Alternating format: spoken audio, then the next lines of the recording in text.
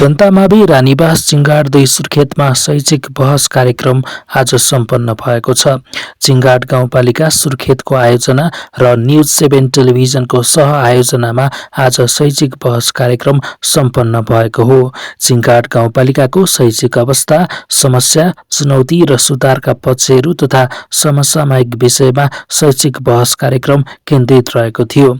उक्त कार्यक्रममा चिंगाड गाउँपालिकाका शिक्षा शाखा प्रमुख तुलसी केसी, चिंगाड गाउँपालिका अध्यक्ष बोध विक्रम जेसी, नेपाल शिक्षक महासंघ चिंगाडका अध्यक्ष जनकराज शर्मा साथै माननीय कृष्ण जेसीज्यूको समेत सहभागिता रहेको थियो। उक्त कार्यक्रममा चिंगाडमा रहेका विभिन्न विद्यालयका प्रधानाध्यापक, विवेश अध्यक्ष, अभिभावक, शिक्षक, विद्यार्थी, शिक्षा प्रेमी सम्पूर्ण महानुभावहरूको समेत उपस्थिति रहेको थियो। उक्त कार्यक्रममा चिंगाड गाउँपालिका शिक्षा, युवा तथा खेलकुद शाखाका प्रमुख तुलसी केसीज्यूले महत्त्वपूर्ण प्रतिबद्धता प्रस्तुत गरेर सुनाउनु भएको थियो। अभिभावक शिक्षा कार्यक्रम सञ्चालन गरिनेछ र हामी अग्रिम बजेटमा छ भनिसकेको छ।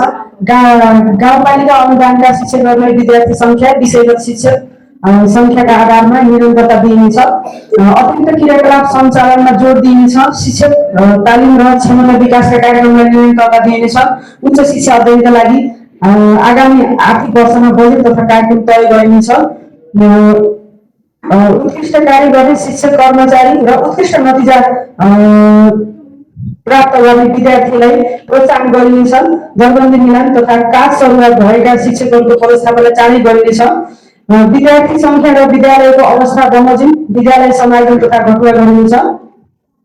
त्यसैगरी विद्यालय व्यवस्थापक समिति र शिक्षक तथा कर्मचारीको कार्य सम्पादनको नियमित अनुगमन गरिनेछ। आवश्यक विद्यालय कार्यक्रमहरूलाई निरन्तरता दिइनेछ र त्यसैगरी अन्त्यमा डिजिटल शिक्षा कार्यक्रम लगायतका हामी सूचना प्रविधिमा आधारित शिक्षा कार्यक्रमलाई हामी चाहिँ आगामी आर्थिक वर्षमा पनि विस्तार गरी अन्य विद्यालयहरूमा समेत त्यसको पहुँच पुर्याइनेछ भन्ने यहाँ चाहिँ सशक्ति विधागत रूपमा हाम्रो प्रतिबद्धता म समग्र हाम्रो पालिकाको तर्फबाट जाहेर गर्न चाहे।